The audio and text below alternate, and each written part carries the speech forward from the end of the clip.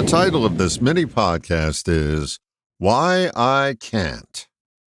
Having worked with hundreds of thousands of clients who wanted to change their lives, the amount of times I've heard the justifications for their limitations is more staggering than a Mike Tyson interview or punch.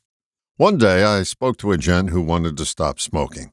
I specifically outlined what was necessary for him to be long-term successful. But he immediately went into a litany of reasons he couldn't do those things. So I point-blank told him he doesn't have a plan to stop smoking, but rather a wish. He said I was questioning his desire. I responded that I was merely putting a spotlight on his strategy that's not working. I then asked him if it was possible for a person buried in credit card debt to spend their way to prosperity. He said he thought that was impossible. So I asked, how would you advise that person? He said, I'd tell them they need a financial plan that would require more discipline than the current plan they have. And then there was a long pause, and he asked, I'm really advising myself, aren't I? Why I Can't is a disease we all suffer from. This isn't a soapbox speech on positive thinking, but rather an effort to get us to defocus on limitations. Your first clue that this disease is full-blown is when you start using justifications to keep your limitations in place. Justifying failures keeps failure in place. It's pure drug addict logic. The drug addict, gambler, alcohol abuser, etc., when confronted with the results of their behavior, will shift gears. They will deftly pivot to blaming someone else and say something like, if you were under all the pressure I am, you would do whatever. Their taboo was too.